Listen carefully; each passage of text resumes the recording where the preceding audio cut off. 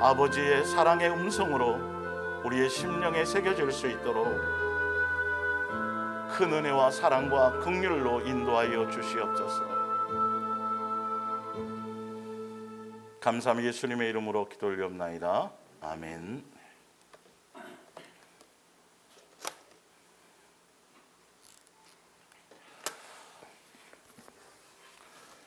예수사랑 예수 동행과 신부와 그리스도 안에서 어린아이들 두 번째 시간입니다.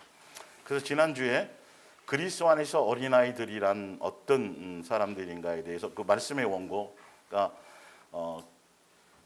다음이나 또 네이버 카페에 들어가시면 예수사랑 예수 동행교회 카페에 들어가셔서 말씀 원고를 다운받으셔서 나중에라도 한 번 더 다시 확인해 보시기를 바랍니다.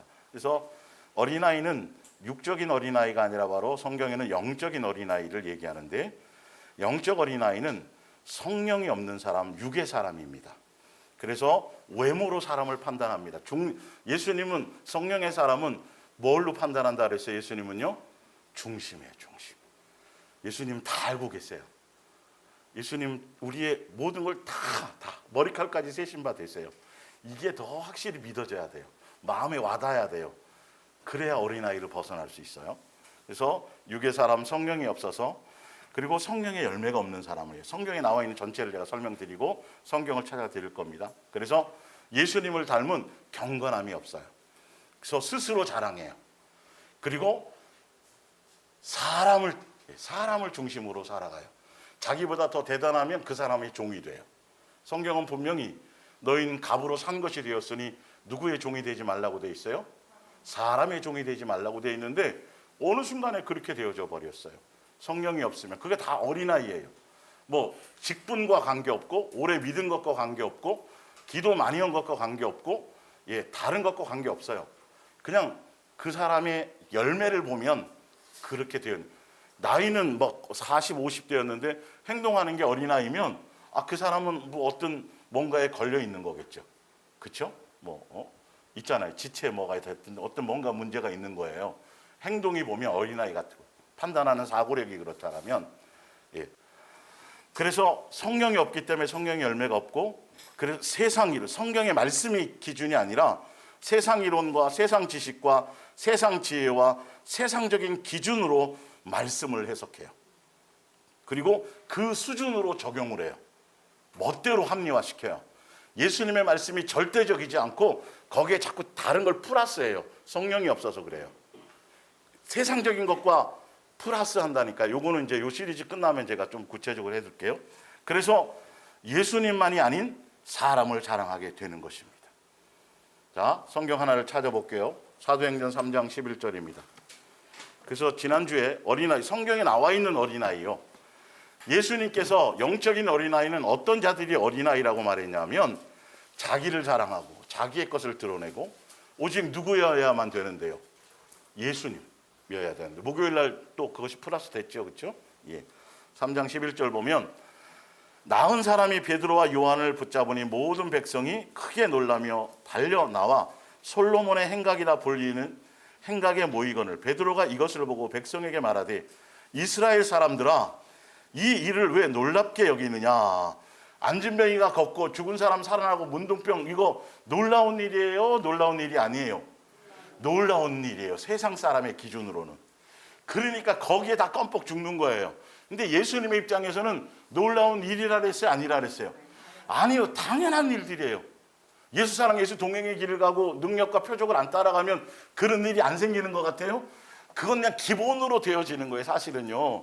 더 중요한 건 우리의 심령이 변한다니까요. 그게 표적이고 이적이라니까요. 예수님은 거기에 초점이 있다니까요, 사실은. 그래서 성경의 말씀의 기준을 아주 철저하게, 더 세미하게 적용을 하셔야 돼요. 그래서 뭐 표적이 일어나는 거에 대해서 그렇게 죽은 사람 살아나도 그렇게 알고, 그게 영생하고 뭔 관계가 있고, 그렇죠? 아니 무슨 예수님으로 기도받아갖고 기도원 가서 기도받아가지고 병이 고쳤어요. 죽을 걸 고쳐놨어요. 그러면 사람 인격이 변하든가요? 그 사람이 성령의 사람이 되든가요? 하나도 관계없어요. 그게요. 본질을 알아야 돼요. 사실은요. 이 말씀들, 성경을 정확하게 어떤 의도로 이 말씀을 기록해 놓으셨고, 성령의 능력과 표적과 이적이 중요함에도 불구하고 방향성을 어떻게 잡아야 되는 것을 아셔야 돼요. 그래서 목요일 날 영적인 환상과 지금 시대에는 어린아이 환상을 보며 꿈을 꾸며 나왔잖아요. 이 사도행전 2장에. 그게 목적이 되면 안 돼요. 그건 개인적인 것이고 믿음을 성장시키고자 하는 예수님의 부분이지, 그걸 공개적으로 떠벌리면서 그 사람이 대단한 것처럼 이렇게 사용하라고 주신 게 아니란 말이에요. 본질을 아셔야 돼요. 그래야 마지막 시대에, 이 시대에 거짓 선지자들이 표적과 이적과 능력으로 분명히 성경에 나왔잖아요. 굉장히 그걸로 미혹할 것이라고. 그 사명 가지고, 특별 사명을 가지고, 그걸 가지고 역사하는 거짓 영들이 있단 말이에요. 사실은 그 상황 속에서 우리가 이 말씀 안에서 어떻게 예수님만 한결같이 바라볼 수 있는지를, 성경의 본질을 아시면 아무것도 아닌 거예요. 여러분 속에는 매일매일 지금 평범한 일상, 눈 떴더니 뭐 이런 것들 있잖아요. 이게 뭐라고요? 이게 표적이고 이게 이적이고 이거라니까요. 능력이라니까요. 여러분, 이 모든 걸 다 지켜주고 계신 거예요. 예수님이요. 더군다나 그 안에서 뭐까지 받고 있어요? 영적인 양육까지 받고 있잖아요. 예수님의 자녀다움에 그 양육의 길로 가고 있는데 이걸 도대체 뭘로 대체를 할 수 있겠어요? 이거는 안 되는 거예요. 온전히 예수님의 능력일 뿐이에요. 자, 베드로가 이것을 보고 백성에 말하되 이스라엘 사람들아, 왜 이 일을 왜 놀랍게 여기느냐? 우리 개인의 권능과 경건으로 이 사람을 걷게 한 것처럼 왜 누구를 주목하느냐? 여러분, 사람 주목하면 안 돼요. 근데 우리는 사람을 주목해서 미혹당하는 거예요. 사단이 그걸 이용하는 거예요. 사람이 이것을 보면 막 그렇게 되기 때문에 사단이 그런 사람을 사용해가지고 미혹하려고 그렇게 하는 거예요. 사실은요. 절대 거기에 표적과 능력과 이적이 나타나도 예수님의 목적은 누구를 주목하게 해야 돼요? 예수님을 주목하게 하시려고 한 건데, 그거를 누가? 사람이, 그 도구로 쓰임받는 사람이 예수님께 주목하게 하지 않고 누구에게로? 자기에게로 하게 하는 거. 요거 그게 자랑이란 말이에요. 요게 어린아이란 말이에요. 아직 어린아이구나, 저 사람은. 빨리 분별하셔야 돼요. 어린아이에게서 뭐 어떡할 거예요? 거기서 뭐가 나오겠어요? 볼게요. 아브라함과 이삭과 야곱의 하나님 곧 우리 조상의 하나님이 그의 종 예수를 영화롭게 하셨느니라. 너희가 그를 넘겨주고 빌라도가 놓아주기로 결의한 것을 너희가 그 앞에서 거부하였으니 너희가 거룩하고 의로운 일을 거부하고 도리어 살인한 사람을 놓아주기로 구하여 생명의 주를 죽였도다. 그러나 하나님이 죽은 자 가운데서 그를 살리셨으니 우리가 이 일의 증인이라. 16절. 그의 이름을 믿음으로 그의 이름이 너희가 보고 아는 이 사람을 성하게 하였나니 예수로 말미암아 난 믿음이 너희 모든 사람 앞에서 이같이 완전히 낫게 하였느니라. 베드로, 자기 명함을 그 12제자 중에 하나니까 그런 거 이렇게 좀 덧붙일 것 같은데 아주 철저하게 부정하죠. 그렇죠? 큰일 난다 그러죠. 누구라고요? 예수님. 그분이 지금 안 계세요. 하늘에 가셨는데도 불구하고 예수님이 다 보고 있는 걸 아니까 철저하게 누구만 얘기하더라? 예수님. 여러분들 예수님이에요. 우리는 아무것도 아니에요라고 성령의 능력이 나타난 거죠. 대단한 엄청난 능력이 나타난 건데도 불구하고 거기에 주목하게 만들지 않고 누가? 예수님이 살아계셔서 너희는 죽였지만 살아계신 그분이 너희에게 긍휼을 베푸신 거다. 그분을 믿어야 된다라고 얘기하고 있어요. 자, 14장 가볼게요. 사도행전 14장 8절. 그래서 자기의 능력과 자기의 표적과 자기로 말미암아 무엇인가를 자랑하거나 드러내면 그건 뭐다? 곧 어린아이고, 사람들이 그 표적과 능력을 행하는 그 자체, 그리고 행하는 그 사람을 주목하면 그 사람은 아직 뭐다? 그리스도 안에서 어린아이다. 정확하죠. 성경은 정확해요. 빼도 박도 못해요. 나의 실체를 먼저 봐야 될 거 아니에요. 직분을 맡고 뭘 했다 그래서, 아니 강단에서 설교하는 목사라 해서 어린아이 아니라고는 보장이 없어요. 자기가 아직 어린아이인데 무슨 신부로 얘기를 꺼내냐고요. 도대체가 실체부터 알아야 된다고요. 내가 지금 말씀에 비춰봐서 아직도 내가 어린아이 짓을 좀 하고 있는지. 그러니까 5살, 6살 우리 은율이는 안 그럴 거야. 예, 은율이는 지금 옛날에 어릴 적에는 엄마 이렇게 만지고 자고 그럴 때도 있잖아요. 그렇죠? 애들이. 지금 안 그러죠. 크니까. 근데 큰 데서 가끔가다 그럴 때가 있단 말이에요. 애들이. 그거랑 틀린. 그러니까 그런 것들을 우리 삶에서 아직도 내가 이런 부분들이 어린아이 모습들이 있구나. 아직 벗어나지 못한 부분이 있구나를 뭐 하라고요? 말씀을 통해서 점검하라고 예수님 하게 하시는 거예요. 예. 루스드라에 발을 쓰지 못한 한 사람이 앉아 있는데 나가면서 걷지 못하게 되어 걸어본 적이 없는 자라. 바울이 말하는 것을 듣거늘 바울이 주목하여 뭐 할 만한 믿음이 있어요? 구원이라는 건 그 병을 고칠 만한 거예요. 거기서 해방될 거예요. 영생을 뜻하는 건 아니에요. 이 구원이란 단어를 잘 적용하셔야 돼요. 그 상황에서의 건진받는 거예요. 받을 만한 믿음이 그에게 있는 것을 보고 누가 알게 하시는 거죠? 성령님이. 예수님이 고쳐주려는 생각이 돼야 고쳐져지는 거예요. 그게 멋대로 되는 게 아니라. 예. 큰 소리로 이르되 네 발로 바로 일어서라 하니 그 사람이 일어나 걷는지라. 무리가 바울이 한 일을 보고 루가니아 방언으로 소리질러 이르되 신들이 사람의 형상을 우리 가운데 내려오셨다 하여 바나바는 제우스로 하고 바울은 그 중에 말하는 자이므로 헤르메스라 하더니 시외 제우스 신당의 제사장이 소와 화환들을 가지고 대문 앞에 와서 무리와 함께 제사하고자 하니 두 사도 바나바와 바울이 듣고 옷을 찢고 무리 가운데 뛰어 들어가서 소리질러 이르되 여러분이요 어찌하여 이러한 일을 하느냐? 우리도 여러분과 같은 뭐라? 똑같은 인간이다. 똑같은 성정을 가졌다. 우리 왜 나에게 주목하느냐는 거예요. 그 능력 행한 거 그것 천만의 말씀이다. 그거 누가 하셨다고요? 또 볼게요. 예. 가진 사람이라 여러분에게 복음을 전하는 것은 이런 헛된 일을 버리고, 그죠? 사람을 주목하는 일, 사람의 표적과 그것을 주목하는 것을 버리고 누구에게 향하게 하려고 복음을 전하는 거다? 예수님만 향할 수 있도록 하기 위해서 복음을 전하는 거다예요. 여러분, 이 말씀의 의미와 뜻만 제대로 깨달아도 수많은 종교적인 거 안에서 사람의 종이 되지 않을 거예요. 목사의 종이 될 수가 없는 거예요. 이거는요. 그가 아무리 대단한 화려함을 가지고 무리를 100km씩 걸어 다녀도 그건 아무 의미가 없는 거예요. 그거를 얘기하는 게 아니에요. 그거는요. 그 안에 성령을 통해서 성령의 열매가 있는 사람이냐가 중요하고, 참 예수님의 이제 그건 뒤에 나오니까 할게요. 헛되게 버리고 천지와 바다와 그 가운데 만물을 지으시고 살아계신 하나님께 돌아오게 하려 함이라. 그죠? 헛된 것을 쫓아다니는 거를 예수님께 돌아오게 하려고 이게 하는 것인데, 여러분들은 왜 거기에 속고 살아가느냐 이 말이죠. 예. 하나님이 지나간 세대의 모든 민족으로 자기들의 길들을 가게 방임하셨으나 그러나 자기를 증언하지 아니하신 것이 아니었고 여러분에게 하늘로부터 비를 내리시며 결실기를 주시는 선한 일을 하사 음식과 기쁨으로 여러분의 마음에 만족하게 하셨느니라 하고, 이렇게 말하여 겨우 무리를 말려 자기들에게 제사하지 못하게 뭐요? 하니라. 근데 이건 옛날에 나타났던 은사 능력 조금 울겨먹으면서 지금까지도 왜 자기를 뭘 안 해주느냐고, 안 받들어 주느냐고, 이거는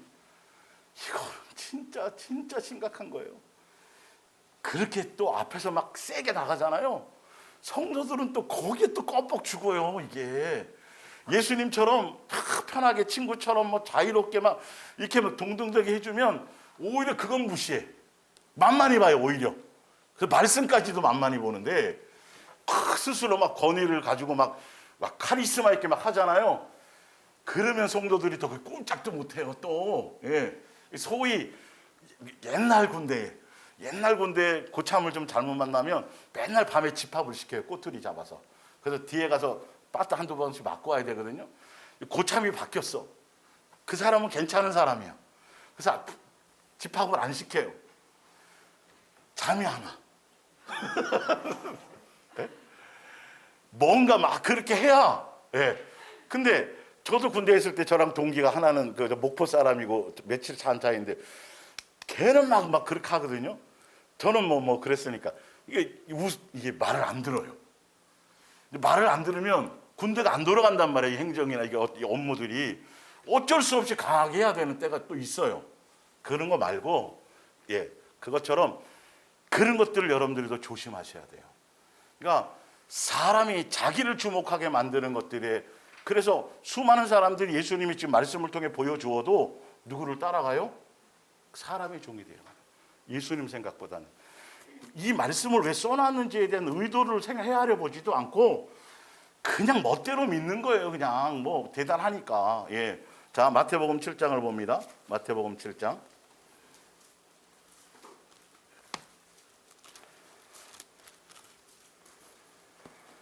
마태복음 7장 15절 보면 거짓 선지자들에 대해서 나왔고, 거짓 선지자들은 도깨비 뿔이 있는 것이 아니라 양의 옷을 입은 아주 빛의 천사를 가정하고 아주 그럴싸한 포장지를 갖고 있는 사람들인데, 그 사람들을 분별하는 건 뭘로 분별할 수 있어요? 열매로. 20절에 이러므로 그들이, 7장 20절, 열매로 그들을 알리라. 그러면서 열매가 뭐로 나타나냐면, 나더러 주여 주여 하는 자마다 천국에 들어갈 것이 아니요 다만 성경은 하늘에 계신 내 아버지의 뭐대로 행해야 돼요? 뜻대로 행하는 자야 들어가리라 그랬는데, 22절에 거짓 선지자들이 하는 그 열매는 뭐냐 하면, 그날에 많은 사람이 나더러 이르되 주여 주여 우리가 주의 이름으로 뭐 노릇했어요? 선지자 노릇하며 주의 이름으로 뭘 쫓아요? 귀신을 쫓고 주의 이름으로 많은 뭘 행해요? 능력을 나타내고 표적을 나타냈대요. 그걸 드러내는 게 아니라니까요. 그게 불법이란 말이에요. 사실은 예수님은 분명히 거짓 선지자들은 그런 것들을 미혹해서 오히려 그런 얘기를 자꾸 끄집어낼 거라는 거예요. 여러분, 이 땅에서 예수님 믿는 사람들은 다 잘 살아야 되고, 가난하게 살거나 뭐 좋은 배경이 없는 사람들은 다 귀신 들렸다 그러는 데도 있어요. 다 귀신 들려서 그렇게 됐다고 저주받아서. 천만의 말씀이에요. 예수님의 입장에서 예수님의 자녀의 양육이라는 관점을 전혀 모르니까 사람들이 이 땅에서 나타나는 그러니까 맨날 좀 저기 찌푸둥하고 그러면 예배 끝나고 맨날 머리 뒤밀어서 귀신 쫓는 거 하고 쓰러뜨리고 맨날 이딴 거 하는 거예요. 여러분이 예수님 안에서, 그 사랑 안에서, 은혜 안에서, 말씀 안에 있으면 여러분 접근도 못해요. 말씀 들을 때 끝나가요. 그거 벌써 뭐 요란하게 할 것도 없다니까요. 사실은 그 은혜 안에서 살아가는 게 중요한 건데, 자꾸 그런 것들을 사람들이 그 정욕적으로 그런 것들을 따라가기 때문에 사단이 역이용해가지고 계속 그걸 끈에 매이게 만드는 거예요. 한 번 기도받는 게 아니라 그 사람은 매번 나와서 기도받고 있어요. 사실은. 그리고 더 중요한 건 그런 건 드러내거나 자랑하는 게 아니에요. 예수님 앞에 섰을 때 염소는 그래요. 양은 아니에요. 은혜인 것밖에 없는 거예요. 사실은. 내가 예수님 안에서 그거 드러내야 될 것이 다른 건데 막 쇼킹하고 대단하고 누구 자랑하는 거예요. 사실은 자기를 자랑하는 거예요. 자기 업적을 드러내는 거예요. 다 사실 누구의 은혜로 된 건데, 예수님의 은혜 안에, 그것도 예수님의 뜻과 계획 안에서 뭔가 하시려고 하는 의도 안에 그것이 있는 건데, 그 목적도 모르고 결론은 자기의 것들. 그러니까 이 목회자들 보면, 대형교회를 있는 목사님들도 보면 사실은 다 스토리가 있죠. 어떤 사람은 뭐 병 걸려갖고 죽을 거를 산에 가서 기도하면서 낫고, 별의별 스토리와 사연들이 있어요. 엄청나게 가난하게 살고 힘들게 살다가 예수님 부름 받아갖고 뭐 이런 것들. 그런 인생의 스토리는 여러분 성경에 비해서, 성경에 있는 인물 외에 자기의 스토리를 얘기하는 게 절대 좋은 게 아니에요. 그러면 누가 대단해지기 시작해요? 성도들은 거기에 꼭 죽는 거예요. 이게 진짜 예수님으로 말미암으면, 그게 그런 의도가 아니게 했다 할지라도 예수님은 벌써 그런 얘기를 했을 때 성도들이 어떻게 반응하고 어떻게 미혹당할 것까지 다 알고 알려주시게 돼 있어요. 그래서 안 하는 거예요. 다 겪은 거라 할지라도. 무슨 말인지 알겠죠? 개인적으로 어떤 뭔가 소통하기 위해서 사람들 또 예수님을 증거하는 입장에서의 어떤 부분을 허락하시지, 강단에서 대놓고 그거 계속 울겨먹지는 않는단 말이에요. 본인이 과거에 어땠고 어땠는데 예수님이 어떻게 나타나셔가지고 뭔 일을 해서 이렇게 처음에는 성도 몇 명 없는데 예수님 어느 날 이렇게 나타 20 몇 년이 됐을 그때부터 예수님 역사. 절대 그 책 써내 갖고 자기 뭐 옛날 인생 스토리 얘기하는 거 뭐 무슨 길게 얘기할 것도 없어요. 누구의 은혜다. 그렇지. 여러분 저뿐만 아니라 여러분들 다 뭘로 한마디로 다 뭐 할 수 있어요? 그렇죠. 예수님의 은혜, 예수님이 해줬으니까 여기까지 왔지. 무슨 뭘로 여기까지 오냐고요. 뭐가 대단해서 아무것도 아니라니까요. 딱 성경은 그 한마디면 되는데 거기에 그 얘기는 까트 가서 조금 할까 말까고 앞에 것만 잔뜩. 그럼 성도들이요 다 누가 대단하다 그런 줄 아세요? 저한테도 그런 사람 많이 있었어요. 목사님 그 선교사요 쫙 들어봤더니 뭐 이만저만 해서 대단하게 감옥에 갇혀서 뭐 아무 얘기도 제가 해줄 수가 없어요. 한번 들어보시라고. 그럼 벌써 접촉이 잘못된 거잖아요. 얼마나 대단한 뭔가를 겪고 그건 아무 의미가 없다니까요 사실은. 근데 거기에 현혹돼요 사람들이. 그 사람의 스토리에 현혹되는 거예요. 누가 대단한 것처럼, 그 사람이 대단한 것처럼. 천만의 말씀이 예수님이 대단하기 때문에 그렇게 오게 된 거예요. 그러면 누구 얘기만 해도 돼요. 그렇죠. 예수님 얘기하라고 얘기해놨더니 무슨 그 사람이 대단해서 그걸 뭘 해온 것처럼. 아닙니다. 저와 여러분은 알아요. 그러면 이제는요 딱 몇 마디 들으면 아 어린아이다. 빨리 여러분 그거는 분별하셔야 돼요. 더 이상 거기에 뭐가 대단하게 나타나도 신경 쓰지 마세요. 그거 얘기하고 드러내는 자체가 불법이에요. 자, 요한복음 3장 7절. 지금 어린아이를 얘기해 드리는 거예요. 지난주에 이어서. 성령이 있는 사람은 어떤가 볼게요. 요란하지 않아요. 요한복음 3장 7절. 내가 내게 거듭나야 하겠다는 말을 놀랍게 여기지 말라. 물과 성령으로 거듭나야 하늘나라 들어갈 수 있다고 되어 있죠. 그죠? 바람이 임의로 불매 내가 그 소리는 들어도 어디서 와서 어디로 가는지 알지 못하나니 성령으로 난 뭐도요? 사람도. 성령으로 난 사람이라는 건 성령의 은사 정도를 얘기하는 게 아니에요. 진짜 성령으로 말미암아 성령의 열매를 맺는 예수화된 사람을 얘기해요. 그건 겉으로 막 아까 사도 바울이나 막 엄청나게 뭔가 나타낼 수도 있음에도 불구하고 그 사람은 누구 나타내기도 두려워하고 있어요. 자기가 주목될까 봐 막 그냥 말리고 막 그냥 막 하잖아요. 누구? 예수님만 드러내는 사람이에요. 예수님만 인식하게 만드는 사람이에요. 그러니까 그 사람들은 그렇게 대단하게 여겨질 만한 요소를 드러내지를 않아요. 성령의 사람이 분명히 성경에 나왔어요? 안 나왔어요? 나왔는데 이걸로 가지 않아요. 예수님이 직접 말씀하셨는데 성령의 사람, 하늘나라 갈 사람 물과 성령으로 거듭나야 되고 성령으로 거듭난 성령의 사람은 이렇게 있긴 있는데 겉으로 외모로 대단하게 막 이렇지 않다는 거예요. 뭐로 드러난다고요? 속사람으로 드러나는 거예요. 속의 사람으로 드러나는 거예요. 고린도전서 볼게요. 이제 고린도전서 이거 이제 할 거니까.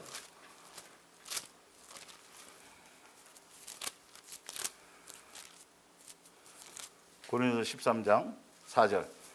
사랑은 오래 참고 사랑은 온유하며 시기하지 아니하며 사랑은 자랑하지 아니하며. 나와 있죠. 이게 뭐라고요? 성령으로 난 사람. 이건 쇼킹한 게 없어요. 막 자기를 자랑 없어야 되는 게 맞는 거예요. 성령으로 난 사람은 자랑하지 않아요. 인간의 것들을 자랑하지 않아요. 왜? 그러면 사람들 본인이 의도와 관계없이 사람들이 누구를 주목해요? 그 사람을 주목하는 거예요. 이해가 가십니까? 본질을 아셔야 돼요. 아직도 많은 사람들이 종교적인 그것 때문에 그 표적과 이적과 능력에 속아가지고 그 사람 그렇게 되면 거기 교회 사람들 미어 터진다니까요. 몰린다니까요. 그거 중요한 게 아니에요. 예수님은 뭘 보신다고요? 성령의 사람으로 그 앞에 위에 보면 나오잖아요. 방언 말하고 믿음이 있고 예언하고 막 그거 다 은사란 말이에요. 그거랑 뭐랑은 틀리다. 성령의 사람, 사랑과 예수님의 사랑의 열매를 맺는 사람과는 본질적으로 틀린 것을 얘기한다. 성령의 사람은 예수님의 인격과 예수님의 마음과 예수님의 긍휼과 예수님의 자비와 예수님의 온유함과 예수님의 성품, 신의 성품이 자기 속에 들어와서 그것이 내 속에 자리 잡아 체질화 되어지고 예수화 되어지는 사람이 무슨 사람이다? 성령의 사람이다. 그건 막 들고 막 나간 순간 그런 게 있을 수 있을까요? 없을까요? 그걸 잡아내셔야 돼요. 그건 아주 위험한 거예요. 누가 알아주시면 돼요. 그렇지. 근데 예수님이 모르는 것처럼 모를 거야. 예수님이 그때 나 혼자 와서 몰래 했는데 그거 어떻게 예수님이 알 거야? 모르지. 그래서 어떻게 해서든지 막 이렇게 해서라도 자꾸 못 되도록 드러나기를 바라는 것들. 사소한 마음이 아니에요, 여러분. 인간의 세계에서 그거는 누구나 다 종교적인 교회에서는 그렇지 누구나 다 있을 수 있을 거라고 생각하지만 예수 사랑, 예수 동행 안에서는 그것이 아무 없는 무익한 것이 되어져야 돼요. 그래서 체질화되어져서 예수님이 감동하시는 대로 그냥 행하면 되는 거고 행하고 나서 그 사람의 반응이 어떻든 저떻든 간에 그건 뭐 그냥 그쵸? 근데 예수님의 감동으로 행했는데 그 사람이 있죠, 그죠? 뭔지 그것과 싸우셔야 돼. 사단이 자꾸 붙이게. 야 봐라 저거. 그동안 네가 그렇게 저기 했는데 봐라 그러면 괜히 섭섭 뭐가 생겨가지고 그죠? 그래서 항상 제가 말씀드리죠. 여러분 부정적인 생각, 내 마음에서 나오는 게 누가 삐딱하게 자꾸 받아들이고 싶은 것들 있잖아요. 긍정적으로 좋게 그것을 아셔야 돼. 아유 오늘 장 집사님 막 차를 이렇게 타고 저렇게 타고 몇 번 타는지 몰라요. 그래도 오셨잖아요. 아유 집사님 그 힘드셨겠네. 그러면 집사님이 충만할 땐 괜찮은데 아닐 때는 목사님이 늦게 왔다고 대놓고 나를 지금 매기네 이런단 말이에요. 누가 한 거예요? 사단이 하는 거예요. 그럴 일이 없잖아요, 우리 안에서는요. 뭔 말인지 알겠죠? 사단이 그걸 부추겨요. 괜히 이상하게 만드는 거예요. 그럼 누가 잘못된 거예요? 내가 꼬인 거예요, 여러분. 내가 꼬인 거예요. 이런 것들 하나하나를 내 속에서 디테일하게 세밀한 것들을 고깝게 들리거나 삐딱하게 들리거나 부정적으로 보거나 나쁘게 막 해석하는 것들을 그걸 여러분은 그렇게 하시면 안 돼요. 항상 긍정적으로 좋게 예수님의 입장에서 이해가 가세요? 그래서 뭔가 의도를 갖고 확 찔렀는데도 내가 전혀 의도 그게 없이 그냥 받아들이면 사단이 가요. 이간질하려다가도 그런 게 굉장히 가까운 사람들끼리는 많이 있습니다. 우리 성도들 사이에도 분명히 아무것도 그 사람은 그런 의도로 얘기한 것도 아닌데 괜히 그래가지고 뭐 확대 해석하고 누구한테 얘기하면 그래 그럴 줄 알아 이러면 또 골치 아픈 거예요. 사단의 항상 우리는 누구만 보면 된다. 내 속에 내 속에 딸째가 이래갖고 내가 그걸 그렇게 받아들인단 말이야. 내가 아직도 어린아이 끼가 좀 있구나. 그렇게 해서 빨리빨리 해결하셔야 됩니다. 예. 자, 마태복음 22장 1절입니다. 거기 마태복음 6장 24절하고 누가복음 12장 20절은 다음번에 할게요. 예. 다음번에 오늘은 보죠. 마태복음 22장 1절 이제 신부에 대한 부분을 설명드리려고 하는 겁니다. 그 위에 일단 프린트물 위에 그 정리부터 볼게요. 신부 단장에는 일단 몸의 단장이 있고 옷의 단장이 있어요. 옷을 드레스를 입는 거예요. 신부는 먼저 몸부터. 예, 그래서 신부의 몸의 단장이라는 건 양육의 과정을 통해서 어린아이의 생일을 벗어나고 육체의 사람이 아니라 성령의 사람이 되어져서 누구만 사랑하는 사람이에요? 그렇죠. 고린도후서 11장 보면 예수님만 사랑하는 관계 안에 있는 거. 그게 뭐다? 우리의 몸의 단장이에요. 그래서 그 위에 쉽게 예를 들기 위해서 위에 바로 회개와 회개에 합당한 열매로 구분되어 있죠. 성경에 보면. 저 회개했어요. 옛날 회개해서 누구 용서해 주세요. 누구를 영접해요? 예수님을 영접해서 저 제사함 해주세요. 그래서 침례를 받죠. 그죠? 그걸로 끝나는 게 아니라 예수님을 믿고 회개해서 고백해서 침례 받는 게 끝난 게 아니라 회개했으면 뭐가 나타나야 돼요? 삶의 열매, 회개에 합당한 열매가 옛날하고 틀리게 삶의 행실이 바뀌어야 되는 것까지를 회개라고 성경은 얘기한단 말이에요. 원어 자체도. 신부단장도 마찬가지예요. 예수님만 이것도 사랑하고 저것도 사랑하고 양다리 거치고 예수님도 뭐도 이랬었는데 막 삼각관계, 사각관계 막 만들고 살았었는데 이제 예수님과 이제 약혼을 딱 하면 다 정리해야 돼, 안 해야 돼요? 다 정리하고 신랑 대신 예수님만 사랑하는 사람의 관계로 이제 마음에 이제 딱 입력을 시키고 그렇게 돼야 돼요. 그러면 예수님만 사랑하는 사람 것에 대한 합당한 열매가 또 있을까요, 없을까요? 있죠. 그게 삶의 열매가 드레스란 말이에요. 성도들의 행실. 두 가지로 성경은 구분하고 있어요. 예, 그 뜻이에요. 그래서 예수님만 사랑하는 사람이고 옷의 단장이라는 건 그 양육의 결과 성령의 충만함으로 예수님의 DNA를 장착해서 성령의 은사가 아닌 열매를 맺는 새 계명을 완성하고 율법의 완성을 이루는 사람. 그래서 그것이 내 삶에서 실제로 행한 말씀대로 아버지의 뜻대로 행함을 통해서 열매 맺어지는 것, 성령의 열매를 맺는 것이 내 주변에 나타나는 그것이 성도들의 올바른 행실이 드레스라고 성경은 나와 있습니다. 정확하게 아셔야 돼요. 예. 그래서 마태복음 22장 1절은 여기도 혼인잔치에 대한 얘기인데 분명히 뭐라고 써 있어요? 예수께서 다시 뭐로 대답했다 그래요? 비유예요, 비유. 여러분, 비유를 볼 때는요, 어떻게 보셔야 되냐면, 비유는 그 비유를 예를 들고 비유를 하려고 하고자 하는, 비유를 통해서 말하고자 하는 그 비유자의 어떤 정확한 의도가 있어요. 근데 그거를 봐야 되는데, 그 비유를 들다 보면 다른 얘기도 플러스 할 수 있잖아요. 어떤 상황이. 그러니까 부자와 나사로 그 얘기해 보면 분명히 부자든 가난한 자든 다 죽는다. 죽음 이후에 그가 어떻게 살았는지에 대한 삶의 열매로 낙원과 지옥으로, 천국과 지옥으로 나뉘어진다. 그 당시에 복음이 부자는 다 천국 간다고 되어져 있었기 때문에 부자라고 그러는 것이 아니다라고 그 얘기를 하려고 하는 건데, 거기에 보면 이 천국과 지옥에 대한 어떤 그 설명도 나오잖아요. 구렁이 있어가지고 거기서 보이고 막 이런다고 돼 있잖아요. 그런 것들은 조심하게 해석해야 돼요. 그건 그런 의도로 받아들이면, 천국에 대해서 그렇게 받아들이면 가족이나 누가 거기 그렇게 하고 있으면 보이고 그러면 어떡할 것 같아요? 뭔 말인지 알겠어요? 그래서 성경을 볼 때 참 중요해요. 그리고 사복음서에 나와 있는 99%의 모든 비유는 그 당시에 바리새인 유대교, 이스라엘 유대교에 속해 있는 그들에 대한 것이에요. 무슨 말씀인지 알겠어요? 그들을 책망하고 그들에 대해서 가르쳐 주는 거예요. 그들이 잘못됐다라는 걸 설명해 주려고 하는 비유예요. 그래서 여기 지금 혼인잔치를 얘기하고 있지만 사실은 혼인잔치 자체에 대한 얘기가 아니고, 이스라엘 너희들에게 먼저 초청일 기회를 주었었다. 너희들에게 먼저 구원의 기회를 내가 주었었는데 그들이 받아들여요, 안 받아들여요? 안 받아들이고 오히려 신랑 대신 그 예수님을 십자가에 못 박아 죽였죠.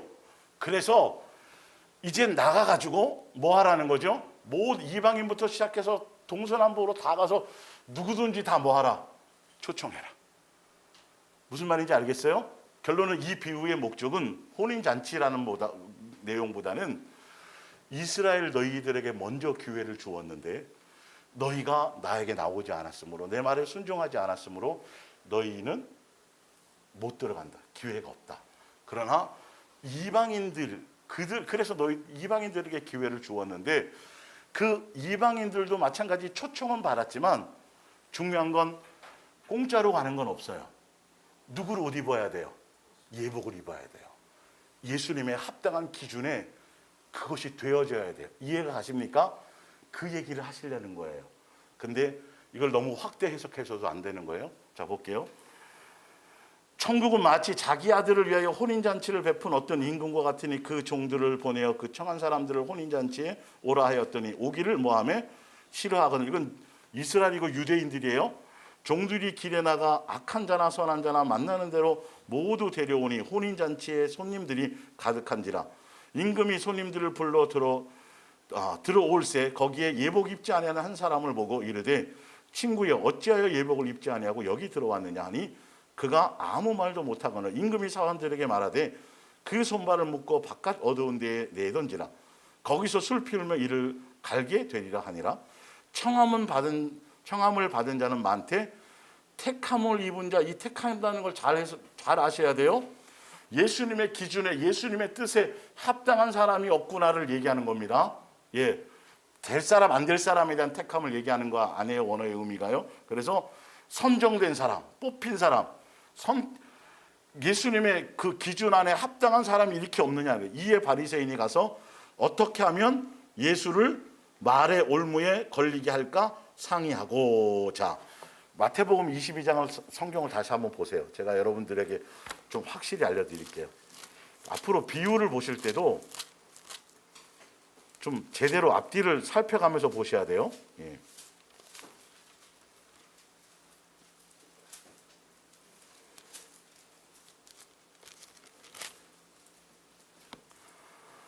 그 전에 21장 33절에 보면 포도원 농부 비유 나와요, 안 나와요? 나와요. 그것도 똑같은 내용이에요, 사실은. 예. 포도를 다 맡겨놓고, 농장을 맡겨놓고 이제 와서 수확하리라 그랬더니 아들 종을 보내고 그다음에 아들까지 보냈더니 다 죽여버린 거예요. 그 누구를 얘기해요? 예, 선지자를 보내고 예수님 죽인 걸 얘기해요. 그러면서 42절을 볼게요. 예수께서 이르시되 너희가 성경의 건축자들이 버린 돌에 모퉁이의 머릿돌이 되었나니 이것은 주로 말미암아 된 것이요 우리 눈에 기이하도다 함을 읽어본 일이 없느냐. 43절입니다. 그러므로 내가 너희에게 이르노니 하나님의 나라를 너희는 뭐하고 빼앗기고 그 나라의 열매를 맺는 백성이 빼앗기고 그 나라의 열매 맺는 백성이 받으리라. 누가 받는다는 거죠? 나중에 이방인들 가운데서도 그 뜻에 합당하게 열매를 맺는, 지금 이게 혼인잔치의 비유, 포도농장의 비유 다 마찬가지로 목적은 뭐다? 이스라엘 너희에게는 주었던 것들을 다 뺏는 거다. 니네 스스로가 그렇게 해가지고 선지자들을 다 죽이고 말씀 받아들이지 않고 예수님 나까지 죽이려 하는, 이해가 가십니까? 그것이 핵심인 거예요, 사실은. 요 22장 혼인잔치의 비유를 똑같은 내용이 누가복음 14장에 나오는데 거기에 보면 뭐가 나오냐면 요 얘기가 나와요. 뒤에 건 안 나오고 니네들은 다시는 들어오지 못하리라, 이 얘기가 나온단 말이에요. 이해가 가십니까? 이 비유라는 걸 목사님들이 말씀을 전하면서 자기 의도와 목적을 가지고요, 비유를 멋대로 끄집어내 가지고 그 뜻으로 쓰여진 비유가 아닌데 엉뚱한 목적으로 거기다 자꾸 집어넣으면 안 된단 말이에요. 요한복음 2장에 보면 가나 혼인잔치 나오죠. 가나 혼인잔치는 그 혼인잔치 자체에 대해서 뭔가 얘기하려고 하는 게 아니에요. 예수님이 메시아로서 이제 하나님의 이제 옛날에 그게 아니라 이제는 예수님의 사역, 하나님의 아들이라는 메시아로서의 증거를 이제 제일 먼저 드러냈던, 표적과 이적을 드러냈던 첫 번째 장소가 어디다? 가나 혼인잔치였다는 거예요. 요 근래에 가나 혼인잔치를 갖고 영화를 만든 거 있잖아요. 이해가 가시죠? 그건 확대 해석이에요. 무슨 말씀인지 알겠습니까? 확대 해석의 그런 것들은 성경의 본질과는 틀릴 수 있다는 걸 명심하셔야 돼요. 가나 혼인잔치라는 것은 있어요. 내용은 있지만 그 얘기를 하려고 예수님이 이 성경을 기록해 놓은 것은 아니에요. 그러니까 거기에 목적은 사실은 휴거를 강조하거나 다른 의도가 있단 말이에요. 그건 우리가 신경 쓸 일도 아니에요. 우리는 항상 뭐하고만 있으면? 준비하고만 있으면.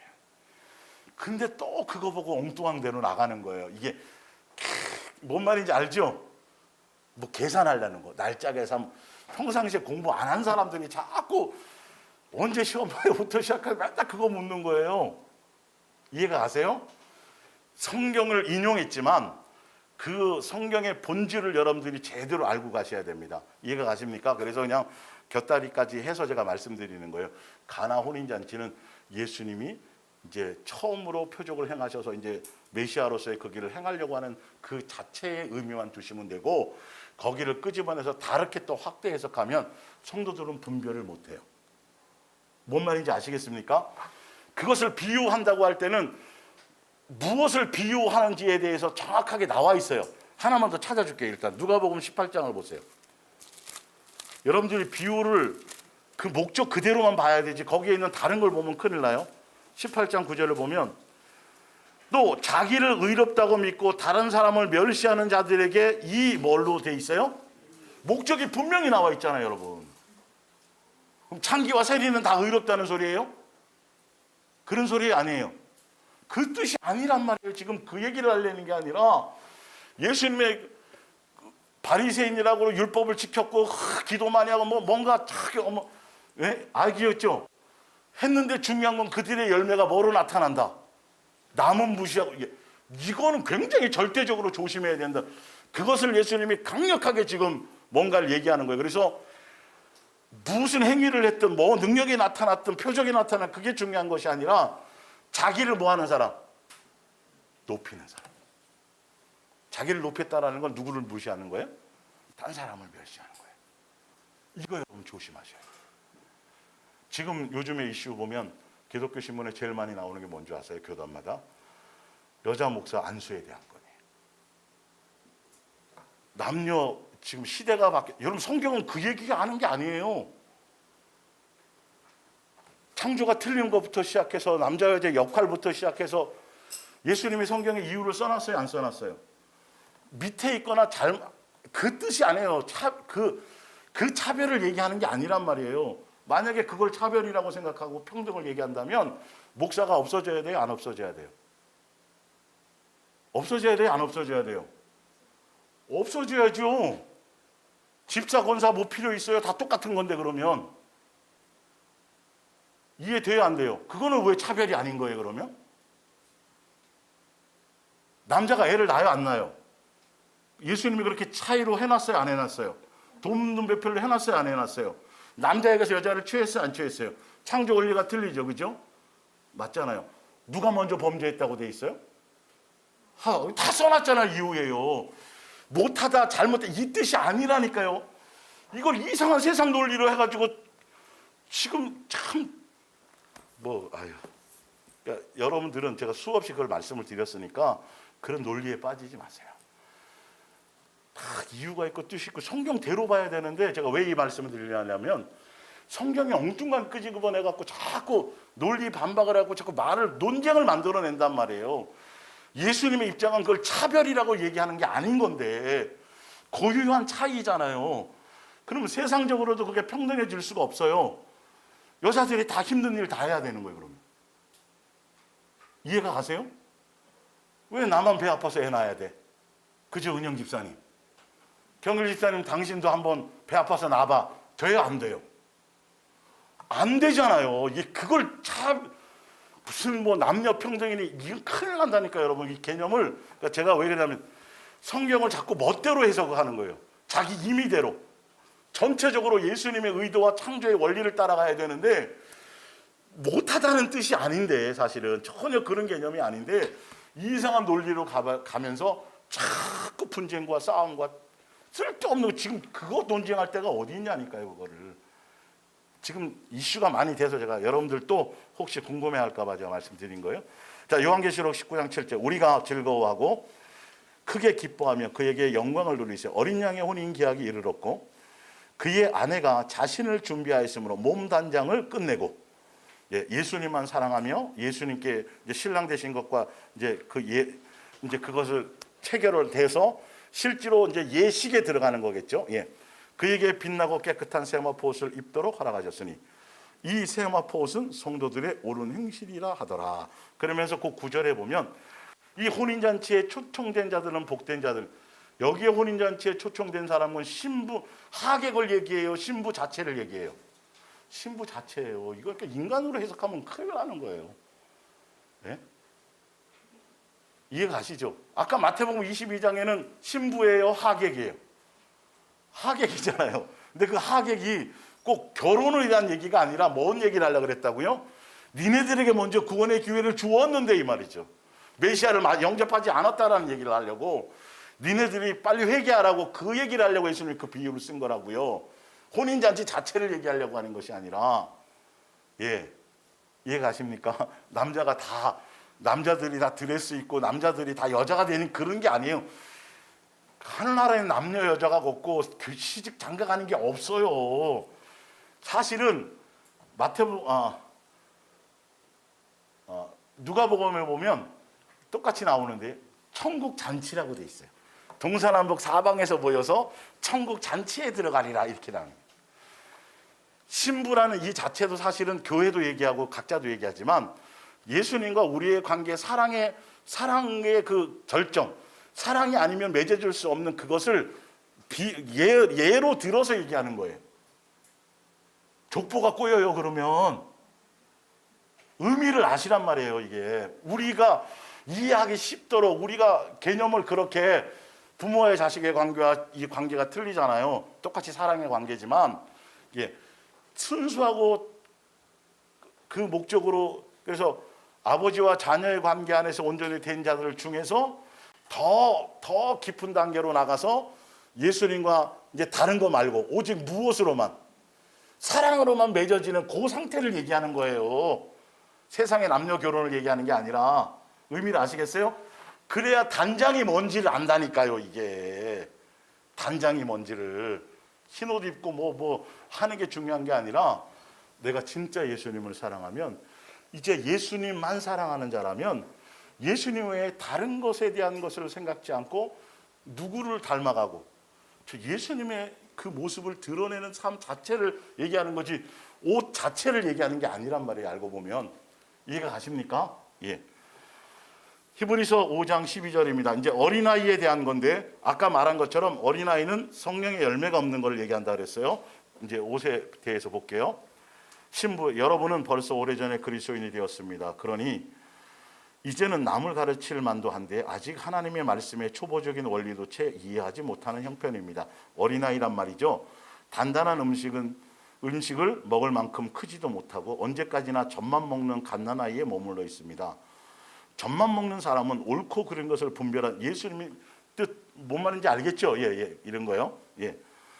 아직 어린아이에 불과하기 때문입니다. 여러분이 성장한 그리스도인이 되어서 올바른 일을 실천함으로써 옳고 그른 것을 분별하게 되어야만 비로소 단단한 음식을 먹고 하나님의 말씀의 깊은 뜻을 깨달을 수 있는 능력을 갖게 되는 것입니다.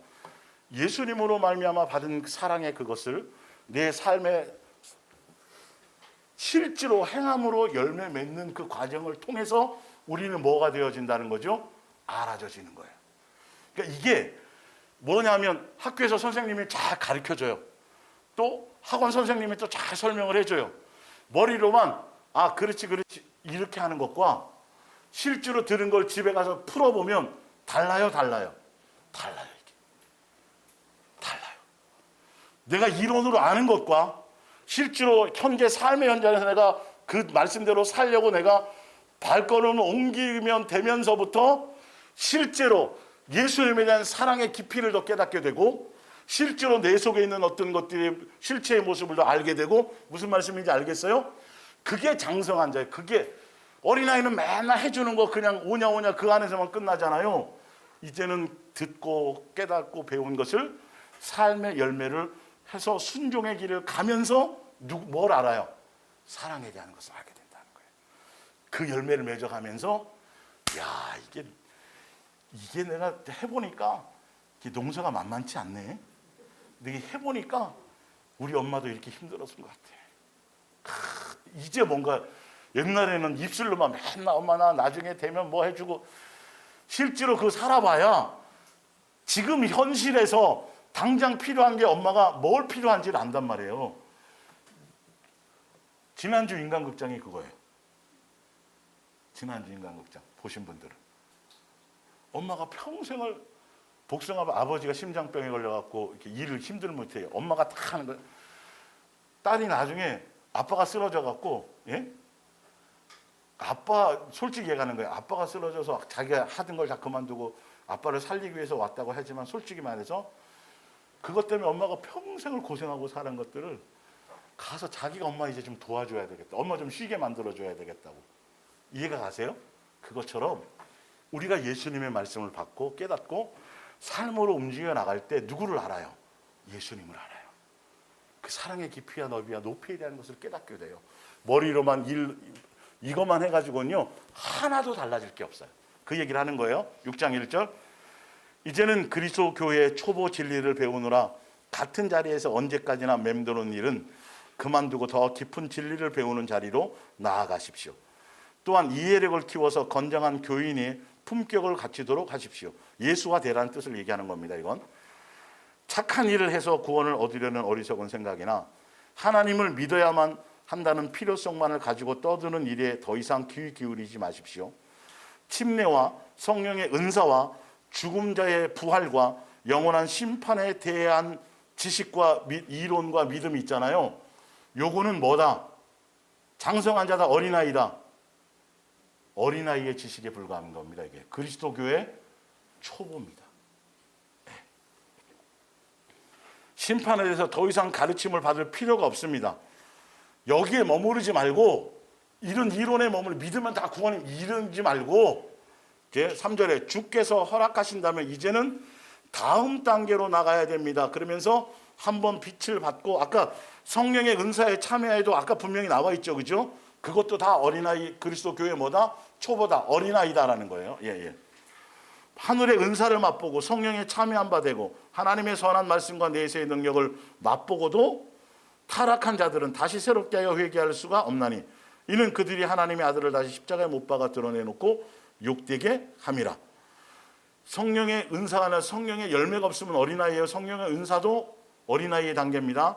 그래서 7절 8절은 성령의 은사를 얘기하는 거예요. 성령의 열매를 얘기하는 거예요. 7절 8절이요. 열매를 얘기하는 거예요.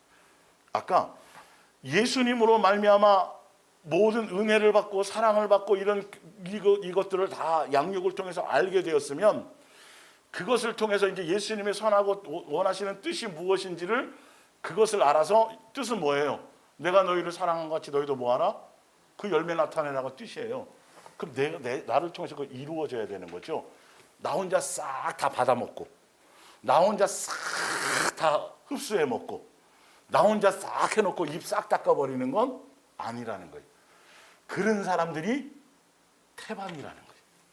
어린아이로 살아가는 사람들. 그래서 하나님은 사랑이십니다라는 걸 차 같은데 교회의 표에 성경 구절에 나와요, 안 나와요? 나오죠. 하나님은 사랑이 맞으세요. 그런데 하나님이 사랑이시니까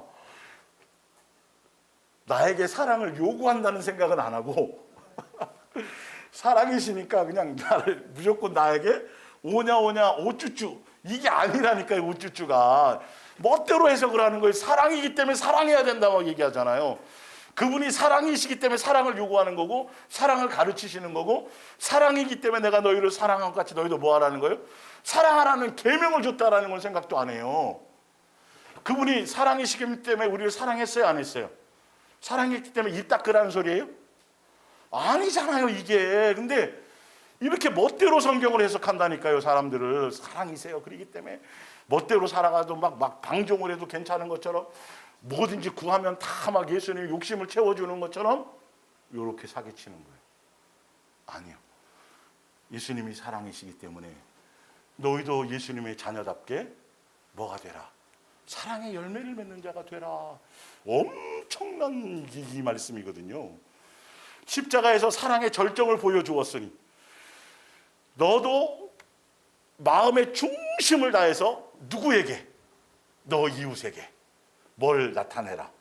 용서와 사랑과 긍휼과 자비를 나타내라는 뜻이 하나님은 사랑이시라는 원바탕인데 그거는 말고 그걸 멋대로 받아들여서 아무렇게나 해도 다 사랑해 주시는 천만의 말씀이란 말이에요. 거기에서 어떤 의도로 그걸 써느냐가 중요하단 말이에요. 사랑이시라는 그 써는 의도가 뭔 말인지 알죠? 우리는 그렇게 다르게 성숙해져야 됩니다. 그래서 땅이 그 위에 자주 내리는 비를 흡수하여 밭가는 자들이 쓰기에 합당한 뭐를 내면 채소를 내면 열매를 맺으면 이게 장성한 자예요. 어린 나이는 맨날 먹기만 하고 똥만 싸고 아무것도 해내는 게 없는 거예요. 예. 하나님께 복을 받고 만일 가시와 엉겅퀴를 내면 버림을 당하고 저주함에 가까워 그 마지막은 불사람이 되리라. 고린전서 13장 1절입니다. 내가 비록 지금까지 배운 일이 없는 다른 나라의 언어 쭉 이거는 1절부터 3절까지가 굉장히 대단한 것이고 종교 안에서는 엄청난 능력을 나타내는 성령의 은사지만 이것이 구원과 영생을 얘기하는 건 아니다. 뭐다? 아직도 이 단계도 오히려 은사 경험하고 이거는 어린아이의 단계. 거기에다 그것 갖고 자기 드러내고 자랑하면 더더욱 말할 것도 없고, 성경에서 얘기하고자 하는 건 성령의 은사가 아니라 성령의 뭐다?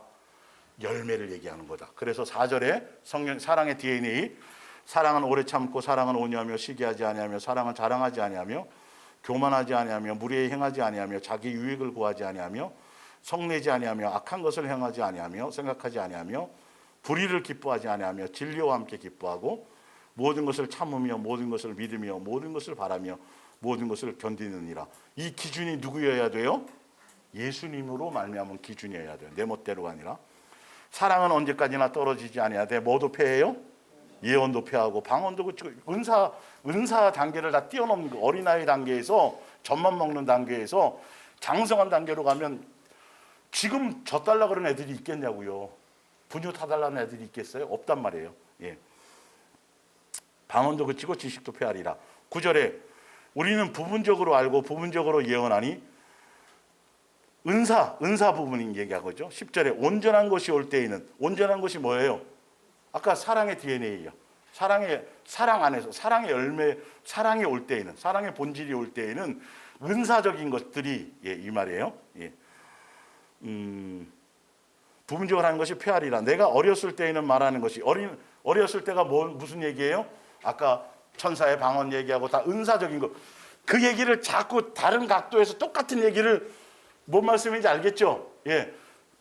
이렇게 설명해 나가는 거예요. 그 명제는 그 위에 그 명제예요. 1절부터 7절까지. 그거를 다른 각도에서 어린아이 단계로 좀 설명하는 거예요. 예. 내가 어렸을 때는 말하는 것이 나이 같고 깨닫는 것이 어린아이와 같고 생각하는 것이 어린아이와 같다가 장성한 사람이 되어서는, 사랑의 DNA를 갖고 사랑의 열매를 맺는 사람이 되어서는, 이 말이죠, 어린아이의 일을 버렸노라. 우리가 지금은 거울로 보는 것 같이 희미하나 그때에는, 거울로 보는 것 같이 희미하다는 건 성령이 아까 어린아이의 단계에 있을 때, 은사의 단계에 있을 때, 그 단계, 성령의 사람의 단계가 아니라 사랑의 DNA를 가진 단계가 아니라 온전히 양육되어지기 전의 것을 얘기하는 거예요. 아시겠죠? 예. 그때는 얼굴과, 그때가 언제예요? 그때가 이제 밑에 나옵니다. 얼굴을 대해볼 것이요. 지금은 내가 부분적으로 하나 그때는 주께서 나를 하신 것 같이 내가 온전히 알리라. 그런즉 믿음, 소망, 사랑 이 세 가지는 항상 있을 것인데 뭐가 최고다? 사랑을 향해 가야 돼요. 믿음에서 소망의 단계에서 뭘로 나가야 돼요? 사랑의 단계로. 그러면서 고린도후서 3장 15절을 볼게요. 오늘날까지도 그들은 모세의 글을 읽을 때 마음이 꽉 닫혀 있어 십계명을 지키는 것만이 구원받는 길이라고 믿고 있습니다.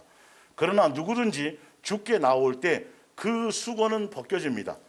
예, 이 말은 뭐냐면 나로 말미암은 노력과 의와 예수님의 은혜와 사랑이 아니라 나로 말미암은 무엇인가를 자기를 중심으로 드러내고 자기 의를 드러내고 내가 율법을 지켜서 의로워지려고 하는 그 마음의 단계가 무슨 단계다? 어린아이의 단계다. 그게 은사 부분의 단계라는 거예요. 이해가 가십니까? 그래서 수건을 덮은 것과 같이, 이제 볼게요. 밑에 17절.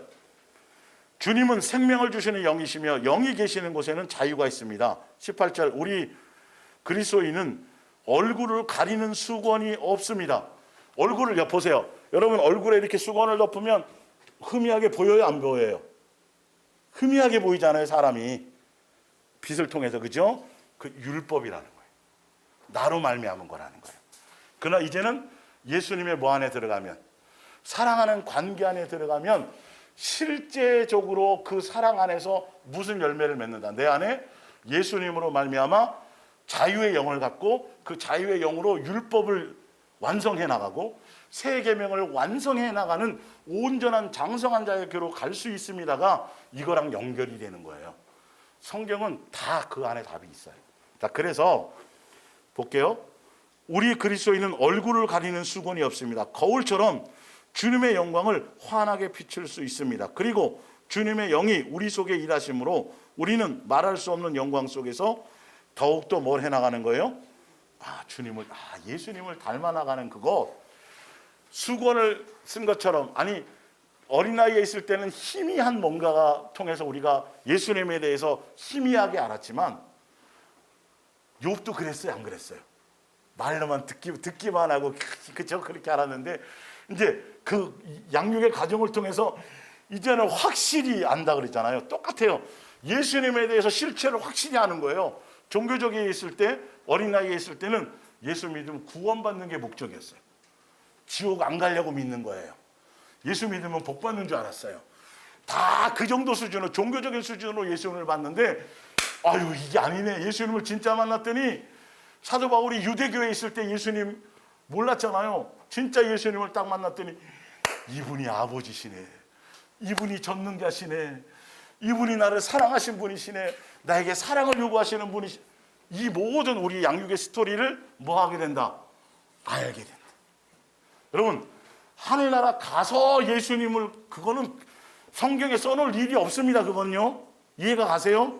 언제 이 땅에서 희미하게 수고원을 쓴 것처럼, 그러니까 예수님이 실체적인 어떤 것이 아니라 희미한 것에 있었지만 이제는 어린아이를 벗어나서 이제 양육 통해서 열매 맺고 예수님을 닮아가고 예수님의 사랑의 DNA를 통해서 사랑의 열매를 맺는 그 단계로 가게 되면서 누구를 확실히 알게 돼요? 예수님의 사랑의 실체를 확실히 알게 되는 거예요.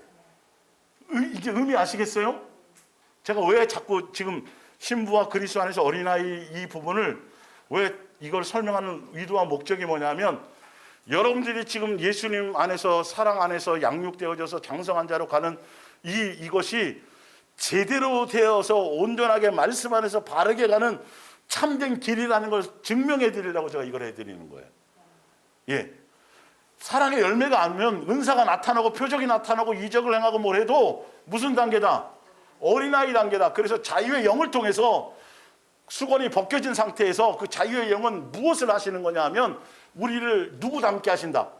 그렇죠. 예수님을 닮아가게 한다라는 거예요. 뭐 닮아요? 머리 스타일? 파마 스타일? 내 속 사람이, 실체가 그걸 하는 거예요. 겉으로나 외모로 보지 말고 내 실체를 자꾸 보고 다른 사람의 것을 보지 말라는 것이죠. 이해가 갑니까? 예.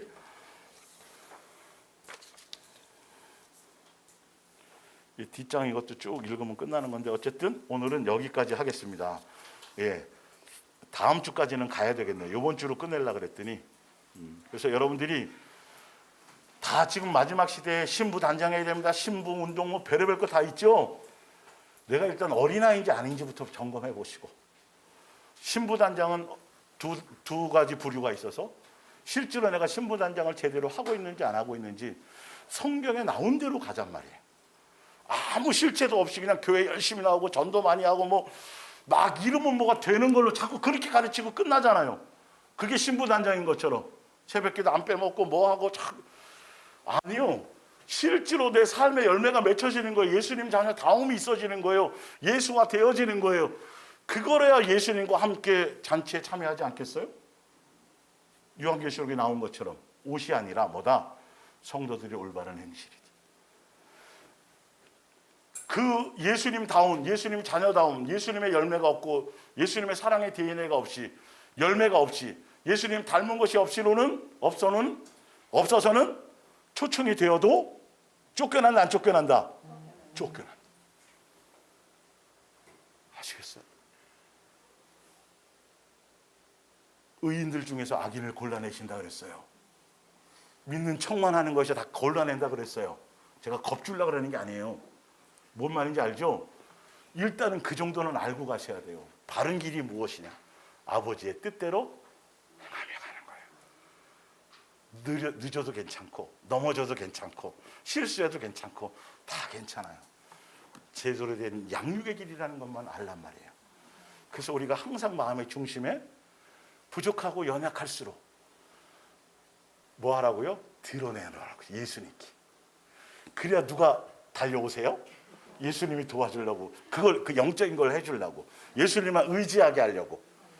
자랑거리가 우리 속에 있다 없다? 없다. 자랑거리라면 뭐밖에 없다? 못된 거밖에, 잘못된 거밖에. 그래야 그 약함이 내 속에서 자꾸 드러나고 그것이 내 속에서 인정되어져야 누가 역사하신다. 그렇죠. 이게 절대 진리예요. 이거 깨달으면 여러분 지금 교회에서 뭐 간증하고 뭐 자꾸 자랑하고 무슨 뭐 누가 고침 받았네 뭐 좋은 데 갔네 뭐 부자가 됐네 마네, 이건 다 아무 의미가 없다는 걸 아시게 될 거예요. 결론은 사람의 종이 되는 것밖에 없어요. 우리는 예수님의 뭐예요? 자녀예요. 누구 모습 드러내는 거예요? 예수님의 모습을 환하게. 이제는 내 얼굴에서 누구의 모습이 나와야 돼요? 예수님의 모습이 나와야 돼요. 그래서 전 집사님 아들하고 명철이하고 어디 갔는데 하나도 안 닮으면 안 되는 거예요. 옆에 이렇게 떨어져 있는데 집사님 아들이 맞나요? 진짜 누가 뭐래도 아들 같아요, 닮았어요, 이래야 되는 거예요. 아시겠어요? 누가 뭐라 그래도 여러분은 누구 닮아야 되는 거죠? 그래, 예수님 닮았네, 바보 같으네 저거 참, 예수님도 바보 같더니 이래야 되는 거예요. 세상적으로 바보 같아야 되는 거예요. 영적으로는 지혜롭고 슬기로워야 되고. 자부심 가지세요. 세상에서 대단해지는 게 예수님 닮는 게 아니에요. 낮아지는 거예요. 겸손한 거예요. 용서한 거예요. 긍휼한 거예요. 은혜 있기가 넘치는 거예요. 그게 누구 닮은 거라고요? 예수님 닮은 거예요. 완전히 종교적인 교회에서 추구하는 것과 방향이 완전히 틀리다니까요. 이게 성령의 사람은, 성령으로 난 사람은 그렇습니다. 그렇게 가시기를 예수님을 부탁드립니다. 예수님 사랑하고 감사하고 찬양합니다. 오늘도 기록된 말씀을 통해서